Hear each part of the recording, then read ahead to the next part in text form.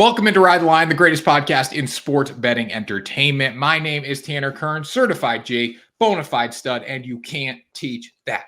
And this right here, this is G Money Grant Mitchell. We are here breaking down everything you need to know about the NBA playoffs, and you can't teach that. Bada boom, man of the people in the room. G Money Grant Mitchell, how you doing? Doing pretty good, Tanner. Doing pretty good as always. Can't complain. You know, we made it past hump day. It's Thursday. The weekend's almost here. Got some fun plans. And by fun plans, I mean, I'm just going to sit on the couch and watch sports all weekend. But I mean, that's what you and I do for a living. That's a great weekend to me. Yeah, there's a lot of good games this weekend, not only in the NBA, maybe a little MLB, but definitely some NHL. I'm locked in on the Bruins right now, who got dominated last night. Did you see any of the highlights on Twitter of the Florida Panthers and Bruins just going at it fighting-wise? I did, actually. I did, yeah. Kachuk whooped Pasternak's ass. It was... And like Pasternak got back on top and tried to like hit him after the ref pulled Kachuk off him. But that was bad. That was a bad night for Boston. You lost to a team from Florida. You need to step up when you come back to the TD Garden. But anyways, we're going to talk about the Celtics. We're going to talk about the Knicks. We're going to talk about the teams that matter in the NBA today. And I'm looking forward to it, Grant. Yeah, me as well. Like you said, there have been some really good games. One of those games being last night between the Knicks and the Pacers. And I mean, do you just want to jump right into it? Well, we got to tell the people to subscribe first, obviously, because this podcast is going to the literal moon. If it's going past the moon, it's going to the next universe where the aliens live. And it's because you guys pressed the subscribe button, press it, smash it, turn the bell on for notifications. We have Mondays and Thursdays, new shows. We got clips coming out. So make sure you guys support the podcast. If you want to keep hearing the podcast, you guys support the podcast. It's a two-way street here. Yeah, absolutely. It's always been like that. You know, we work for you, you guys work for us. We make it work together. That's how we do it. Yeah, and the New York Knicks made it work for everyone who played -5 last night, everyone who played the over last night. If you played Jalen Brunson's prop total for points, which was 37.5, you obviously lost, but he still only played 8 minutes in the first half and almost hit that. So really good night for the New York Knicks. They're 2-0 in this series. Yeah, by the way, before we just get into anything, Jalen Brunson having a line of 37.5.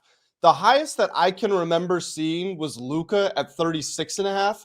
It's Luka. It's Luka.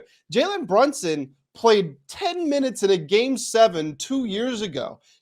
I know he's listed at 6'2". You're not convincing me he's more than 6 foot. Could easily see him being 5'11". 37.5 points. That's ridiculous. It was the second highest total in DraftKings history, which is wild. But if I see 37.5, like, I don't care. I'm taking the under on that automatically. It's not easy to drop 38 points in the playoffs, even though he's made it look easy throughout the past few games. Still, though, that's a slam dunk under. And if he does not get hurt, he still probably goes over it, I would think, based on how efficient he was from the field. But you can't play an over at 37.5. You got to stay away.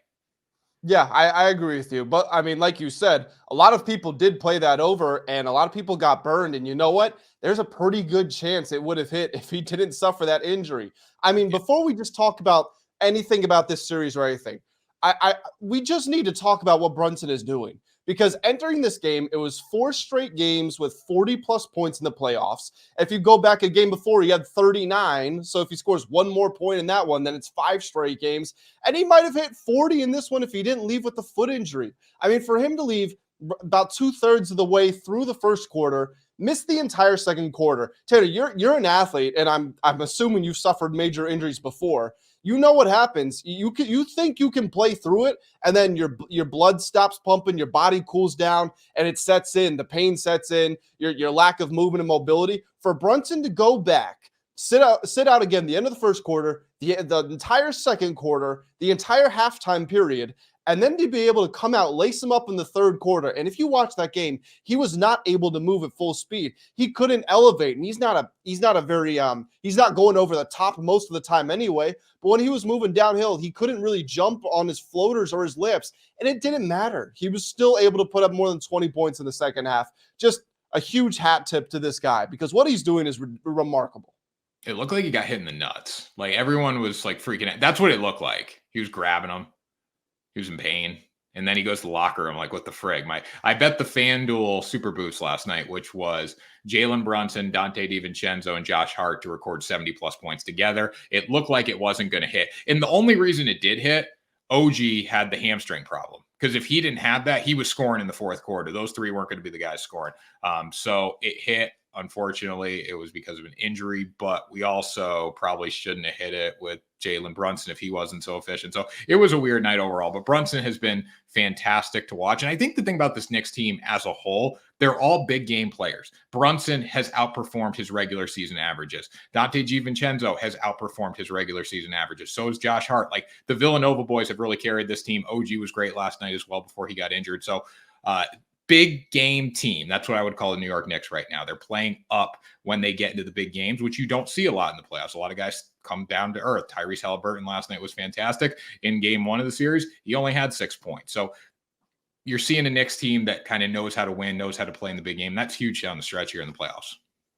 Yeah, and I do certainly think the fact that Hart, DiVincenzo, and Brunson won a national championship together at Villanova, that helps them. There's a moment in one of those 76ers game in Philadelphia where Brunson gets a tough and one, and he looks up at the banner he won. So, again, maybe in the NBA, they're not used to playing in those big games. But if you've been through March Madness and won a national championship in college, you come from that Villanova pedigree with Jay Wright and everything, you're going to be able to handle these moments. I do want to talk about Tyrese Haliburton because you said he was fantastic. And it's a great box score, 34, 9, and 6, his best game of the playoffs. He finally remembered how to shoot the three-pointer. But he was not really impactful in the second half. And, 22 points was great. You got your team out to a 10-point halftime lead, which is what you need to do when Brunson goes out of that game injured. But barely scored in the third and fourth quarter, basically until not garbage time, but until the game was kind of slipping away from you right at the end there. So I think those 34 points, we talked about it when Devin Booker scored 49 against the Timberwolves. We said, it's 49 points, it's 49 points, but it didn't really make an impact in this game. Tyrese Haliburton, despite having the great numbers, I don't feel like he was as impactful as DiVincenzo, as Hart, and then as Brunson when he came back. The one thing I will never understand, putting that aside, and I agree, Haliburton was not a good second half player last night. And in the playoffs, you get paid to make big plays in the second half. But the thing I will not understand here, I need to pull these numbers up. The free throws, oh my God, 10 of 17 from the free throw line. I think they had multiple times where they went to the free throw line and they missed twice. You can't do that. This is not college basketball. That's unacceptable because, I'm a believer in one play leads to the next, right? And you can't, so if this guy made this shot, they might have went down, got to stop and made another basket. There were times in that game where it was like a 5-6 point lead for the Knicks, and it really should have been a 2 or a 3 point lead because the Pacers were missing their free throws. So that's another thing Indiana's got to work on. I don't think Indiana's that good. I think Tyrese Haliburton's been too up and down. He's the guy that's got to go out and make plays for you. I think the Knicks are a much better team, and then you got guys like Brunson who's just playing outside of this world right now. So this really shouldn't be that competitive as a series overall. They've been good games, but the team that's supposed to win is winning. I agree with that. I do think Indiana did a good job presenting problems for the Knicks, but they've just been able to battle through it. And I absolutely agree the Knicks are the better team here, but it's pretty ridiculous to say that they are when you consider what's happened to them. Bogdan Bogdanovic is out. Mitchell Robinson is out. OG Anunoby leaves with a hamstring injury, and he was carrying the load when Brunson had left with his injury. Anunoby was fantastic, 28 points in 28 minutes. And what I was most impressed by was even though the Knicks did fall behind when Brunson went out, they weren't giving up. And it's not like they lost their way. A lot of the times when you have such a ball dominant player like Brunson, well, you see it with some of Luka's teams and LeBron's teams and Steph's teams. When you take them off the court, it's like the rest of the team has no clue what to do. That didn't happen with the Knicks. Josh Hart said, okay, give me the ball in transition. I'm attacking the rim. Anunoby was looking for his shots or he was getting downhill. It was just a great team performance. So I am happy the Knicks won this game because I do think they deserve it for the resolve that they've been able to show not only in this game, but throughout the entire playoffs as a whole. I do want to keep an eye on Anunoby because if he's injured for the long term, then obviously that's a big problem. But you can't say enough about the job the Knicks are doing. I mean, truly, they are one of the most fun teams to watch in I don't know how long. I need Josh Hart to be more aggressive. Too much at the basket, dishing it off to Hartenstein. I can't have that. I need you scoring. When I'm taking your overs. How do you feel about him going over to Reggie Miller's mic and dropping an F-bomb on national TV? It was inappropriate. It was cool, but it was inappropriate. You shouldn't do that. I'm sorry. I'm a fun guy. I'm a fun guy, but you shouldn't do that. What do you think? Yeah, I understand. Yeah, it's almost hard to relate because Josh Hart is 6'4", averaging 15 rebounds in these playoffs. Like he is in war every time that he takes the court. So do I expect him to have that professionalism to turn it off at a certain point? I do. Can I understand maybe why he didn't? I also can kind of understand that. Grant, I wouldn't expect anything less from this trash city. Like that's just what New York. It's just straight up. Like these fans going nuts. Like they win game 1 of the first round. They're in the freaking parking lot going absolutely berserk. All right. It's a trash city. It's passionate trash fans. I've seen it at Fenway. Okay. That's the bottom line here, Grant. So what Josh Hart did, he's just embodying that fan base. That was what happened there? I guess the New Yorkers are coming to get me after that. I had no idea that you actually. That's not true. As a Boston guy, I probably should have guessed you don't like New York fans. They're fine. They're passionate, whatever. But like, here's the thing, and we're gonna get into this discussion here now with the Boston Celtics. But when I look at New York fans in general, like they're super pumped about winning these games in the second round. So actually going back to my first point, I posted a video yesterday. It was a Celtics video talking about who is going to challenge the Celtics. Like the Celtics are minus 135 to win the NBA championship right now, which is absolutely wild on FanDuel Sportsbook. I think DraftKings has slightly better odds. They were plus 100. They went down to like minus 115 at the end of the day yesterday. But I was like, who's going to challenge the Celtics? And people are like, oh, the Knicks. All right. I'm sorry. Jalen Brunson, Dante DiVincenzo, and Josh Hart are not challenging Jaylen Brown, Jason Tatum, Drew Holiday, Kristaps Porzingis if he's back. Hell, Derek White's been fantastic too. So Derek White can sub out for DiVincenzo or Josh Hart. When you're looking at the Celtics team, they're much better. And the Celtics fans are acting like that. The Celtics fans believe that they have the NBA championship on lock. I'm not saying the championship's on lock. I'm saying they're getting there, though. Knicks fans are out here acting like they just won the damn Super Bowl after going up 2-0 in the second round of the NBA playoffs. It's a different mindset here, okay? Totally different mindset. In Boston, we just expect to win. In New York right now, they're happy to win. Big difference. You know, I understand what you're saying. I do think Boston fans are also delusional because your expectations of winning, you've won one championship in the last, 30 years? Yeah, so not quite Cowboys level, but not super far off either. I do understand why the Celtics are minus 135 to win the title. They should absolutely have all of the confidence in the world. And you know what? If I saw this Knicks team, when I've got a team that has, potentially up to 5 All-Stars in my starting lineup, and I'm Boston, and I look over at the Knicks, and it's like, it's Jalen Brunson and his friends, and they're running around, diving for loose balls, yada, yada. We're the class of the East. I would have that sort of, I would just have that sort of arrogance as well, saying, what do I care about the Knicks fans over here? With that being said, with what the Knicks have done throughout these playoffs, it doesn't matter if they score 40 points in the first quarter, if they score 15, if you're injured, if they're injured, these games are going to be close. They're going to be dog fights down the stretch. And what do we know is the main concern with Boston? You look at the advanced numbers, their clutch rating is fine. But just watching the games, they slow down, they fall into the three-point shots, they don't always seem to know what they're doing on offense, and Jason Tatum, quiet as kept, not having a good playoff so far. So, would the Celtics be favored? Do they deserve to be favored in a potential series between the two? Absolutely. But New York is just going to keep coming and coming and coming. They're going to punch you in the mouth, and it's going to be on the Celtics to punch back. Well, I agree. Jason Tatum hasn't had a good playoff result so far, but what the Celtics have dog walked every single opponent that they've faced, basically. So you can also say, well, Tatum hasn't even played well, and this team is so good that Derek White's making plays, Sam Hauser's making plays, like Cornette's making plays, right? Like there's so many dudes that are coming out and just finding ways to score. Jason Tatum doesn't have to be the guy right now. Down the stretch, he's going to have to be the guy. And also, too, going back to your point about the team kind of freezes up. They rely on the three ball. They don't know what they're doing on offense. Now you got Mazzulla with another year under his belt. You got the best Celtics team that we've seen in years, probably the best NBA roster we've seen in a very long time. Would you agree with that?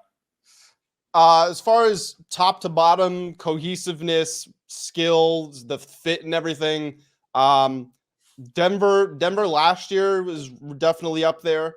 But other than that, probably going back to like the KD Warriors. I think you could put them in that conversation as far as the best team since that point. Yeah, so you got a really talented team. If the Celtics don't win this year, I'll fully get off the Celtics bandwagon, because if you don't win this year, I don't think you'll ever win. This is the best team that they've had. It's the best chance they have to get to the finals. Like, you got to go through the Villanova Knicks, which, again, it's going to be a gritty game, gritty series. Shouldn't be that hard. And then you're probably going to get the Minnesota Timberwolves. You're going to potentially get the Oklahoma City Thunder or the Nuggets if they can make a little run. The Timberwolves obviously have Anthony Edwards, and they're playing great right now. But I'm sorry, the Celtics should still win that series. And with OKC, it's a young team too. The Celtics should still win that series. Denver, different story. We'll see. Well, I think it's more about the path for me, because you look around the league. Who are some of the best players? Nikola Jokic probably going to be out. Teams that are down 0-2 come back less than 7% of the time, or just over 7% of the time. And, an even smaller percentage does that when going on the road. So let's just say Jokic is out. Giannis was injured and he's gone. Dame played some, missed some, he's gone. Jimmy Butler's gone. Joel Embiid is gone. LeBron, Durant, Steph, all the big name players, they're gone. So it's not just this is the best team that you've had, that being Boston. It's that the path is so wide open. Again, going back to the odds, there is a reason they are minus 135 versus the entire field right now. And they've only won one game in the second round so far. Yeah. And Jalen Brown came out and said it, I think yesterday, it's going to be hard to beat us 4 times in a series. That's true. You might get them once, you might get them twice, but it's going to be hard to beat the Boston Celtics in 4 games because they're that talented. And even if they have a bad night, they're probably going to respond with a really good night the next one. So I'm on the Celtics. I would never bet it at minus 135. That's preposterous. Don't do that. But I still think they get the job done. You know what this reminds me of? This reminds me of Dan Hurley when they said, hey, coach, you've won however many it was, 9 games in a row by double-digit points. What's the reason behind that? And he said, well, we're really bad at winning close games, so we got to take the alternate route. That's almost what I feel like Boston is in right now. Yeah, and this is the UConn of the NBA right now. They're dominating everybody. They're getting double-digit spreads in every game, and they're covering consistently. So we'll see if it keeps up. I don't know if it's going to keep up against the Knicks. I think those will be tight games, but I do like Boston to win that series in at least 6 games. I don't think it goes 7. I'd have to see. Well, we got to wait for the end of the round, but I think I'm with you. I think I would take the Celtics in 6. All right, Grant. Well, let's talk about Luka Doncic, your boy, who shoots 33% from the field consistently and then responds with a big night. Luka, he bothers me, Grant. Like, this whole Mavericks team bothers me because, like, I think they're good, and then they do what they did in game 1, and I don't think they're good anymore. So tell me why I should be on the Mavericks. Well, as a Mavericks supporter, not fan, but supporter, I would say that's the same thing. Same thing with me. Like that's why they haven't won a championship up to this point. One of the reasons, the rosters also just haven't been at the level they need to be. But that is one thing about them. They look great for these periods of time, and then they'll just blow a game, or they'll have a streak where they can't play. And it's just it leaves you scratching your head because you wonder what happened. The reason that I do have confidence in the Mavs, though, and I do like them to bounce back, get a win in game 2 tonight, the day that you are here in this podcast on Thursday. The Dallas Mavericks with Luka Doncic are 1-5 in game 1s. I don't know if it's him being a slow starter. I don't know if it's a coaching adjustments thing. I don't know what it is. Jason Kidd also, I think, is 1-3 or 1-4 in game 1s. For whatever reason, the team, the players, they just don't have it in game 1s. And you can look at some other players, most notably LeBron. LeBron would always not take game 1 off, but he would not play his best. And everybody called it a feel out game because the Cavs or the Heat, whoever it was, would usually bounce back, win game 2 and win the series. With Luka, I do feel like he was trying. It didn't seem like a feel out game. He just couldn't get his shots to fall. There were a lot of threes he had, which were halfway down and then spilled right out. Since he suffered that knee sprain, he's shooting 14% from 3. So that is a concern to me. But I do think that the Mavericks can keep this game closer with really just a couple more made shots. I know you'll look at that final score, see they lost by 22 points. The game was within single digits in the fourth quarter. And you know what? Kyrie had it cooking. If maybe they find him on a couple more possessions, he's able to make a couple more shots. Now it's like a 4-point game with 8 minutes left, and we've got something there. It ended up going the other way, but the bottom line here is Dallas, they're still playing good defense. They've got the offensive talent. I do think they bounce back. I think they tie the series at 1 game apiece. I would agree with that. I'd probably take the points at +5 looking at this game. I don't know if I would full on go money line here, but again, if it's within 5 points, they're probably going to find a way to win the game. I saw in the last series, watching it very closely, Luka's going to have that bad night. The whole team's going to have a bad night, and they come back and they respond with a vengeance. If you do think back to game 2 of that Clippers series, though, it was tight. Like there were moments where it didn't look like Dallas was going to win the game. They didn't really start playing their best basketball until they got later in the series, got back home, and started finding their shots a little more. But that game 2 is tight. I think it's going to be a tough, gritty game tonight. I also might look under on that one as well. Yeah, the undershot's not a bad one there. I think a lot of that does depend on the whistle that Shai Gilgeous-Alexander is going to get from the refs. Watching what he got, and this is the guy who led the league in free throw attempts, so we should be expecting this. But watching some of the calls he got in that game, and then you throw it back to what we saw in game 2 between the Timberwolves and the Nuggets, it was like watching a totally different sport. So that is definitely something to keep an eye on moving forward. It's also a part of why I don't love free throw heavy teams in the playoffs, because at some point the refs are going to swallow those whistles. It just hasn't happened yet. So kind of waiting for the moment when it does for me to maybe see where I fall with the series. Have you seen the Bettor who has a $1.7 million the Bettor who has $1.7 million riding on OKC to win the NBA Finals? Have you seen that? I have seen it. $100,000 cash out. Would you take it right now, or would you let it keep going a little bit? Because if they tie the series, it's going back down to probably 75,000. It is. I mean, the Thunder are going to win another game in the series, so I would probably let it ride. I don't think the Thunder will win, but I mean, the fact you're up 1-0, I do almost feel like it's. If you look at the simple math of it all, because that's what sports betting is. Sports betting is math. Teams that go up 1-0 usually go on to win the series. So even if Dallas does bounce back and win this game, Thunder are going to win another game, maybe even 2. And of course, they still have the possibility to win the series. But bottom line, I'm letting it stick. I'm riding it out, and I'm evaluating based on the value from a game-to-game perspective. I'm cashing out as soon as they go down 2-1. If they go down 2-1, I'm done. I'm taking the money. And because you go down 3-1, your cash out's going to drop down significantly. So I would just wait till it goes 2-1. If I walk with 50 or 100 or 75, doesn't matter. I turned 100 into that amount. But I'm not letting it go past the 2-1 deficit here. And obviously they're up 1-0. If they go up 2-0 tonight, you're going to keep it in. Yeah, exactly. I agree with that. Anything else, Grant, on OKC before we move into the Nuggets? Now let's go talk about the champs. They're struggling. They are struggling a little bit. The champs have not looked like the champs. Anthony Edwards is just that guy. He's him. And he's really starting to become that player that we thought he would be, and it's shown in the playoffs. I don't think the Nuggets know what hit them. I think they got punched in the mouth ever since ever since Nikola Jokic came out and said winning's like in our DNA.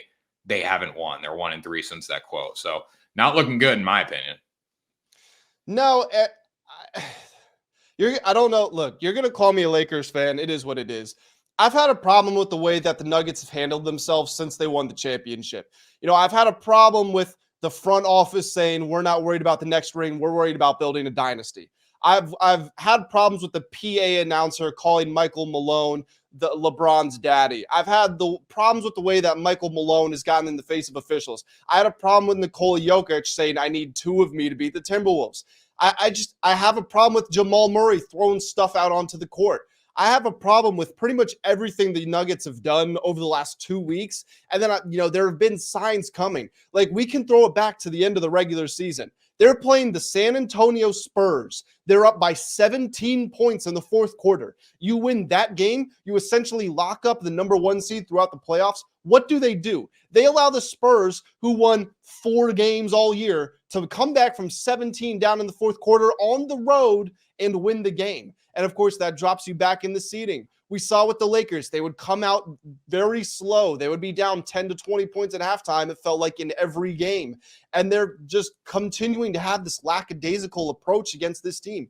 I don't know what they're thinking. I don't know if they thought because they won the title last year, it was going to be handed to them this time, but that is not what's happening. And I saw some interesting numbers, which I wasn't aware of, but the Denver Nuggets have never beaten a 50-win team in a playoff series. Last year, their entire way to the championship, every team won fewer than 50 games that they beat. Now they're getting one of those teams in the Timberwolves. They're getting a team that is younger, more athletic, and much, much hungrier. You love to say this, Tanner. A hungry dog is a dog that runs faster. The Timberwolves are running fast because they want this title much more than Denver does right now. Yeah, no, they're playing great. And that's the thing about the Nuggets. I think when you look at the Boston Celtics, that is a team that is confident, but they're not outwardly cocky. I think the fan base might be, but they are taking care of their business. Hey, we're the better team, but we're going to come out every day and we're going to show that we're the better team. We're going to beat in submission. The Nuggets are like, we're the best team, and like our shit doesn't stink. Like we're just that team. And it's shown here where you have the Minnesota Timberwolves who are playing with nothing to lose. And there's been moments where Denver could take care of Minnesota in the series. They just haven't done it. They haven't come through and made the plays that a championship caliber team needs to make in these situations. They're opening the door. Minnesota's going out and winning games. Don't get me wrong, but they are opening the door and allowing Minnesota to come in and play with them. And that shouldn't be the case when you are a talented team with Nikola Jokic and you have this much star power. Yeah, absolutely. And then game 2, you got punched in the mouth in game 1. You knew what was coming. In game 2, the 4-time defensive player of the year is not on the court. How do you not have better execution on at least offense? And you know what was interesting to me? You know what I found very interesting about that game, which I haven't heard anybody talk about? When the Nuggets stopped acting like babies and they actually played physical defense in the early fourth quarter, they were able to keep the game tied for that stretch. So if they can play physically and if they can actually try to impose themselves, then they do have a very good chance to win game 3 and to stay competitive in the series. But it's just the Timberwolves' overall desire, their aggression. They're getting after. They're getting down and dirty. I mean, they've got 2 guys picking up Jamal Murray at 94 feet. They're constantly bothering Jokic. I mean, Naz Reid is not known as a defender, and he blocked Jokic straight up on a jump shot. It wasn't like a layup or a come from behind or anything. Just right in his face, he blocked it. So just I don't know what Denver's doing, to be honest. I just don't know what they're doing. They should be playing better than they are, and they just aren't. There's no excuse to be down 61-35 at the half. That comes down to effort.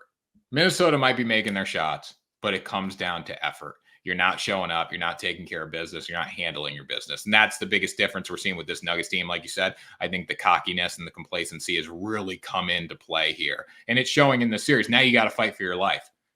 You really got to fight for your life. Absolutely. And it's also important to say that a guy like Michael Porter Jr. has been balling out of his mind. But Jamal Murray, I understand he's got a calf problem. Everybody's banged up at this point in the season. To his credit, he said in his press conference, I'm not complaining. Everybody's got something. He's exactly right. But he's not playing well. He wasn't playing well in the first round. He was able to get away with it because he hit a couple of game-winning shots, big-time shots, but he's not playing well. Jokic has not really asserted himself in this series. The best player by far, and in my opinion, a top 2 player in the playoffs, it's probably been him and Jalen Brunson, Anthony Edwards. And for him to be 22 years old, just like with Brunson's 40-point games, how historic that was, for Anthony Edwards to be doing what he is doing in this series, it's truly historic. I mean, if you go through NBA history, you look at the best 22-year-olds and how they did in the postseason. Michael Jordan didn't win his first playoff game until he was 25. Larry Bird, it took him a while. Magic Johnson was in the finals at 22, but he had Kareem Abdul-Jabbar, who was the best player on his team. If you look at modern NBA history, the only 22-year-olds who were the best player on their team to lead their team in deep playoff runs, it's LeBron, who got swept in the playoffs, in the finals. And then you've got Kevin Durant, who lost to LeBron in the finals as well, 4-1 in 2012 with the Thunder. So, I mean, if Ant Edwards is able to get to the finals, it's borderline unprecedented. And if they win it, the Timberwolves win it, it is unprecedented. Great. You want to know what my favorite bet in the series is right now? For the Timberwolves Nuggets, what is it? Series spread. This is pretty good. Plus 3.5 for the Denver Nuggets. You're getting minus 148 right now. Plus 3.5, huh? Plus 3.5, you're getting minus 148. That seems all they got to do is win one game. That's disrespectful. All they got to do is win one game, and that hits. Is that on FanDuel? Yeah. Plus 3.5, minus 148. Because if it's 4-1, 3.5 hits, right? I don't play series. Right. That's like you got to win one damn game. They'll win one. They will win one. Plus 3.5 at -148 is like that. I'm betting that as soon as we get off here. Yeah, I might pause the podcast right now and do it. That That's a really good spot.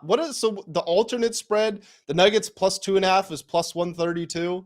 I don't like that as much. I like your plus 3.5. I'll lay -148. Win one game? Are you freaking kidding me? You just can't get swept. You literally. I would hope their sense of pride wouldn't allow them to. I mean, even that's still a risk I'm willing to take in a freaking minute. But anyways, guys, that's the podcast. That is the podcast. Apparently, Tanner and I got some bets to go place. We got to go place that bet. But anyways, guys, that was Ride the Line for May 9th. We're riding today. We're feeling good. We're going to go bet the Nuggets to win one game in this series for -148. It could backfire. It might not. But hell, we're still going to try it. Yep, 100%. But guys, before you get on out of here, make sure that you do hit that subscribe button. Press the like button if you did enjoy. Drop some comments. Let us know who you're looking at for the NBA Finals. Do you like the Boston Celtics at -135, or are you taking someone else? Tanner, take us on out of here. That was Ride the Line, the greatest podcast in sports betting entertainment.